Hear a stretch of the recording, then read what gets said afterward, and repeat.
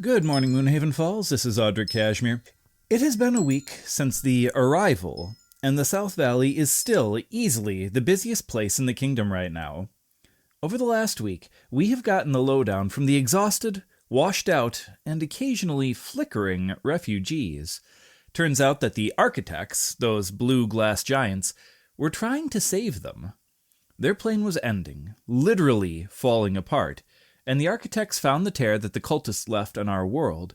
They used it as a life raft, pulling a piece of our land into their between space to hold the escapees. They didn't realize they were stealing from an inhabited world until Miller's pumpkins started growing in their staging area. These people are washed out because their own reality was fading. For those of you listening from outside of our little kingdom, our refugees are translucent. Their voices are soft, and they seem to occasionally fade in and out of existence mid-sentence. They also seem quite overwhelmed by the vividness of Moonhaven, but they are peaceful. Most were farmers or craftsmen, and Lord Kendrick has authorized a resettlement program.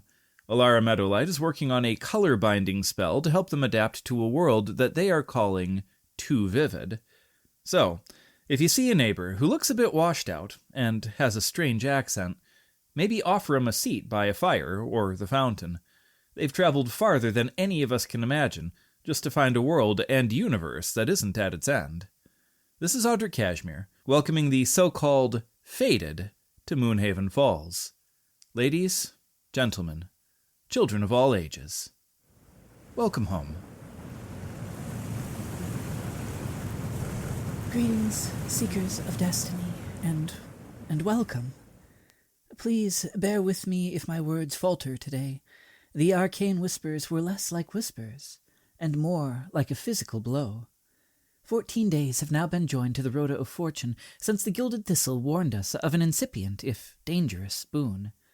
40 weeks now stand between us and the Phoenix's initial fiery ascension. Today, however, the web of necessity didn't just vibrate, it thundered. And as the sun broke over the dragon's spine this morning, I was contacted, not by a spirit of our woods, nor a ghost of the Shadowfen, but by a consciousness, from a height I cannot name, in a direction I only vaguely knew existed, and had never consciously acknowledged.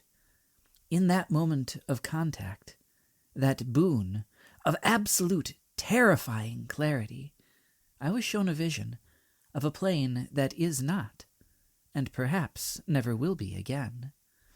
In that moment, I saw towers of glass and iron that pierced the clouds, chariots of mithril, called aluminum by an unknowing people, that moved without horses, and a sky choked not with magic, but the hum of 1,000,000,000 restless minds. It was a world of impossible convenience and devastating loneliness. And then, as quickly as it appeared, it vanished, leaving only a cold ache in my mind. This is the omen of the Iron Echo, and a reminder that the only certainty in any world is change, and that which we take for granted today can become myth by tomorrow. A special note on the Iron Echo. The vision of the Iron Echo is a somber omen of transience, a call to presence, and a warning against the hubris of supposed stability. It suggests that while we have received the boon of progress and magic, these things are borrowed from time itself. For all, this signifies a period where you must look at your life, your warm hearth, your neighbors, even the very dirt beneath your boots, and cherish it. Cherish it with a fierce and desperate love. Do not live for a future that may never manifest. The only reality is the breath you are taking right now. For those of you born under the sign of the Whispering Willow, that is, mid-spring to early summer, the Iron Echo warns you that even the tallest tree eventually meets the axe or the ages. You may feel a sharp, sudden nostalgia for things that haven't even left you yet. Use this uncomfortable boon of awareness to root yourself in the now. Love what you have. Don't wait for the next season to tell someone that you love them. The murmuring of the Moonhaven Falls now sounds like a ticking clock, advising you to bloom while the sun is out.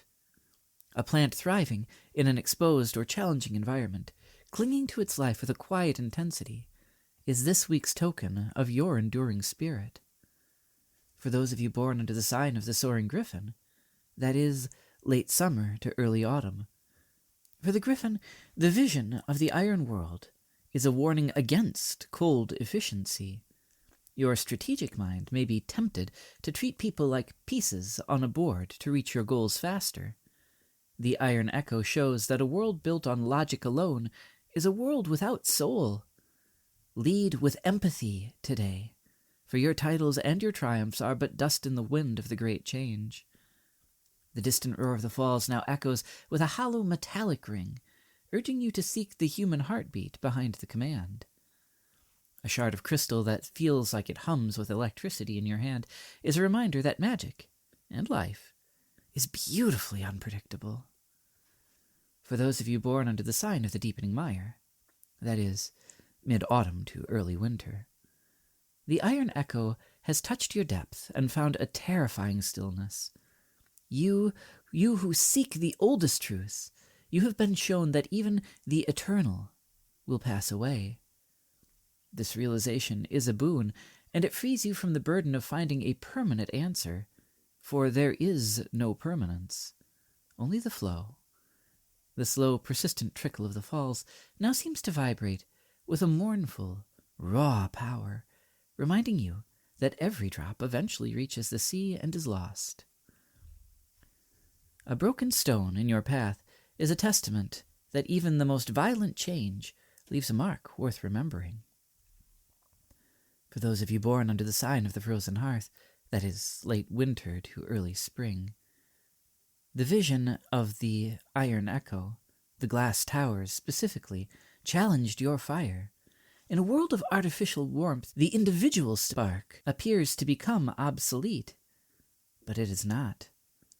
Cherish your internal heat, for that is a gift that no machine nor higher dimension can replicate. Your vitality is unique to this moment. Do not waste it on regrets or anxieties about that which is to come. The steady flow of the falls now surges with an elemental force, speaking of a spirit that burns bright precisely because it knows the night is coming. A piece of wood or stone that seems to hum with a primal energy will be a testament to the living magic that still breathes in your soul. Please remember that these are but whispers from the cosmic currents, glimpses of that which may be. Though today they felt like a thunder, we are here. We are alive. We have each other. And this is the only fortune that matters as the road turns toward the unknown.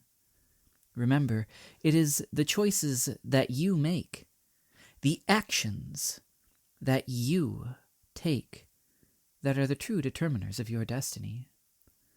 And may the light of the moon guide your path through the mists of time, and may you hold fast to the beauty of the today. I am Elara Meadowlight, and this has been your Omen Outcast.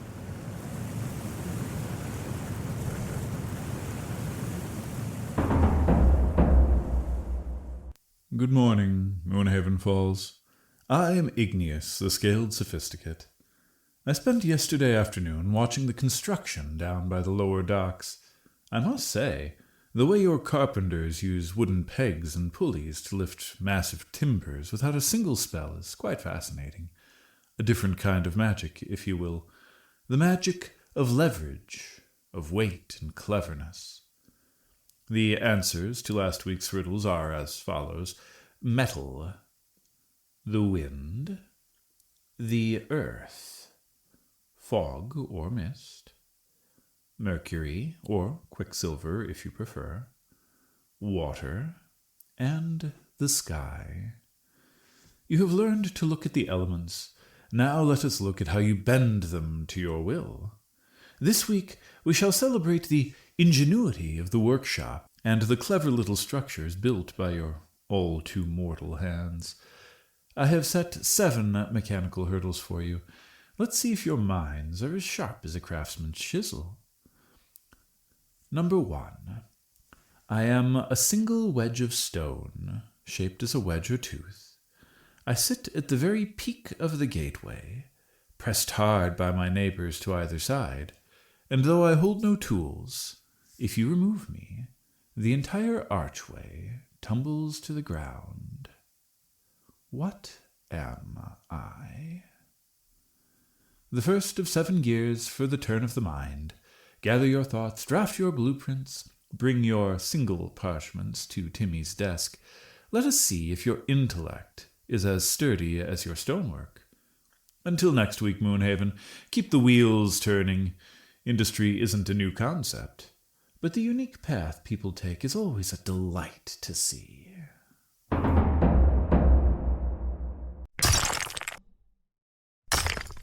Good afternoon to you, mighty hierophants. A respectful bow to the bishops and the nobles. A delighted grin to the businessmen, the shopkeepers, and as ever, to my fellow citizens from all walks of life here in the Lost Realms. Welcome back to Crossroads Chronicles. I am your host, Audrick Cashmere. This afternoon, we're broadcasting live from the very edge of town, out near the Fortitude of the Falls statue by the West Bridge. And I must say, I'm grateful for the fresh air. Also, my guest this evening would likely have had a rather difficult time fitting through the studio doors. She is the spiritual leader, the master smith, and the chief excavator of the Iron Hoof clan, they who dwell in the high valleys of the Dragonspine Mountains. Please welcome Dahlia Burrowcaller. Ah, Master Cashmere, thank you for bringing your magical crystal out in the open air. When your intern, Timmy, was it? When he invited me, I envisioned having to fold myself into a stone closet. This is far preferable. The statue here is a very powerful piece. You can tell the artist who wrought it was both skilled and inspired. That is a gift from the Goliath artist, Korth Helvgrinder, but that's a story from a previous broadcast. Dahlia, it is an honor. Now, your clan is known to keep to themselves mostly, up by the peaks, very rarely descending down here to Moonhaven Falls. What brings you down from the heights today? Exasperation, Audrick. Pure, unadulterated exasperation. For the past 3 moons, every time my clan's holy warriors ride past the plateau, they're besieged by traveling merchants and greedy mercenaries and overzealous hedge knights, all of them asking the exact same questions. Where did you get those swords? Who forged that armor? How many gold pieces to buy that shield? Well, I'm here to lay the matter to rest so my warriors can patrol in peace. Ah, yes. The legendary black sheen gear of the Ironhoof Vanguard. Word around the docks is that that metal is actually adamantine, and that it laughs at standard steel. That would be because it is adamantine, and it does laugh at standard steel. Pure, uncompromised, and extracted from a vein that is a closely guarded secret of the Ironhoof tribe. To us, mining is not a matter of commercial profit. It's a sacred transaction. The earth does not give up her treasures lightly, and we owe a deep cultural debt to the mountain for every ounce we take. A cultural debt? How so? We do not blast. We do not shatter the stone with crude hammer and pickaxe, nor let reckless crews tear up the dark. I am blessed with hoof sense, a divine gift from the Earth Mother. By simply stamping upon bare bedrock, the vibrations tell me exactly where the mountain's veins run deep. We mine with surgical, spiritual reverence. I do the excavations myself, because quite frankly, I don't trust the purity of metal handled by outsiders who see the earth only as a purse to be emptied. And once you mine it, you forge it yourself for your clan's holy warriors, yes? Which brings us back to the main question. Can the average adventurer buy a piece of this craftsmanship? Oh, absolutely not. No, it is not for sale. Not for a chest of gold, not for a mountain of gems, not for a favor from Lord Kendrick. It is sacred metal, forged for those who will swear their lives to the protection of our ancestral lands. Well, that answers it definitively. But you know adventurers, Dahlia, they're a stubborn lot. If they can't buy it, some might think about challenging one of your warriors to a duel for their blade. Oh, Audrick, Oh, they're welcome to try, truly. If any bipedal fighter thinks they can best an elite Ironhoof vanguard in a fair duel, please, let them step forward. It would be excellent entertainment for the herd. Though I would highly recommend specifying this is not a duel to the death ahead of time. Our warriors are quite polite, but they do tend to forget how fragile you two-legged creatures can be when a 400-pound metal hoof is involved. Ah, yes, a fair warning. Keep it to first blood, folks. But what about those who lack honor? What if someone decides to, I don't know, steal a blade or ambush a warrior in the dark? Then they'll find only ruin. Because of the way the metal is worked, because of the prayers and magics woven into the folding of it, because of the absolute purity of my forge, these weapons bear a bone-deep protective enchantment. A curse, if you will. If a blade is taken through murder, through treachery, through theft, the metal itself rejects the wielder, and every time you strike an enemy with a stolen Ironhoof blade, the weapon will echo the blow, inflicting the exact same phantom damage upon your own flesh and bone as whomever you're striking. So you're saying if you, for example, slice off an opponent's arm, your own arm suffers the exact same wound? Precisely. Call it a mirror of malice.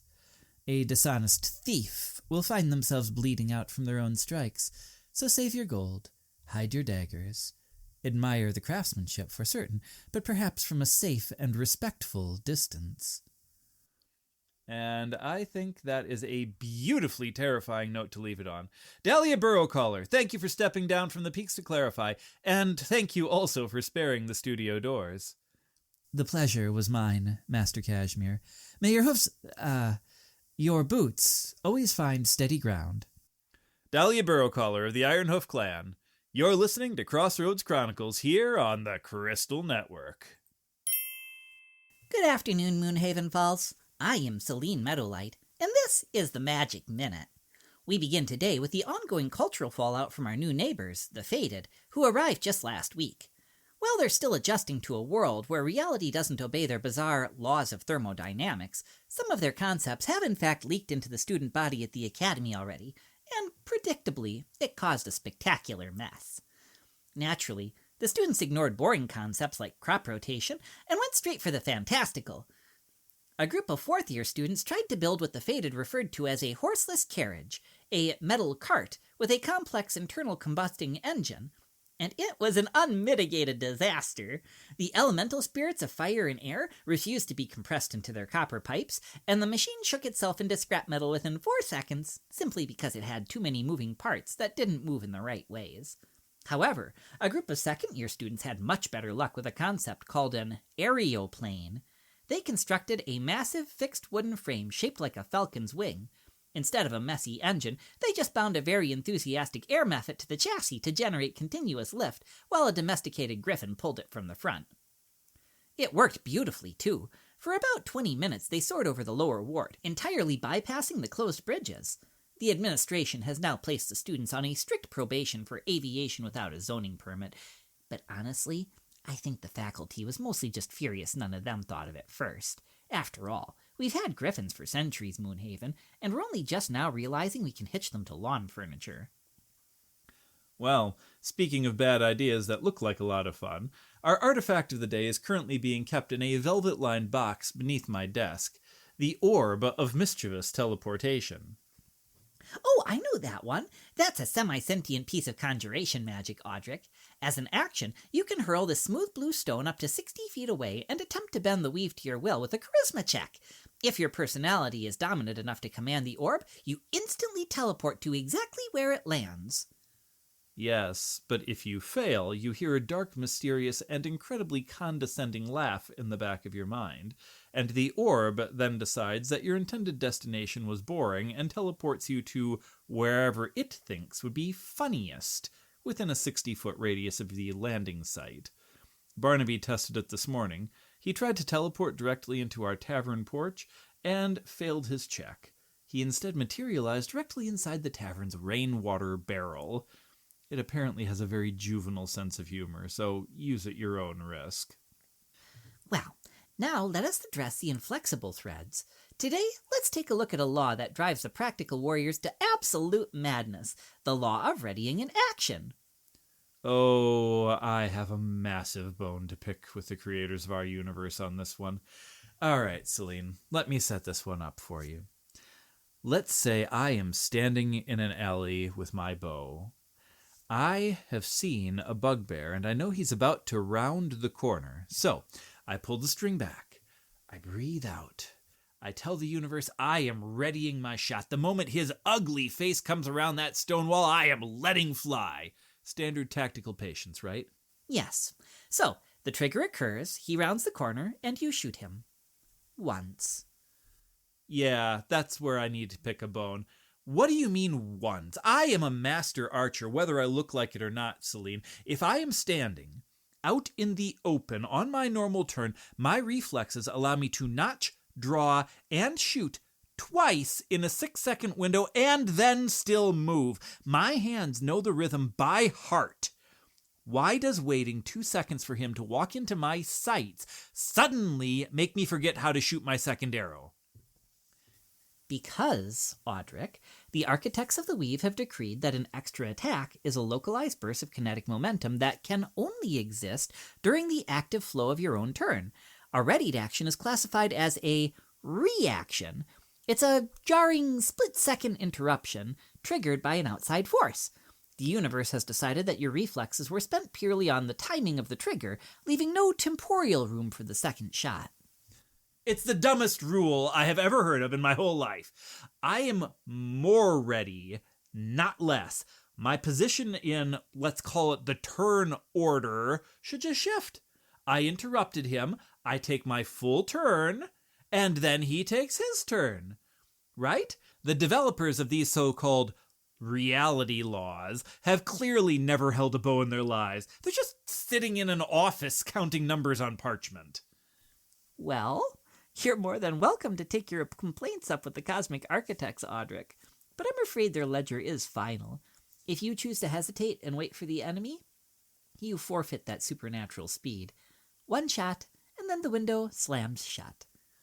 Absolute nonsense. Next time I see a bugbear, I'm going to shoot him through the wall. If the universe wants to play dumb games with physics, I can do that too. If you say so, Audrick. Well, keep your actions immediate, don't argue with the Weave, and if a blue stone lands near your feet, maybe it's time to duck. This has been Selene Meadowlight and Audrick Cashmere with the Magic Minute.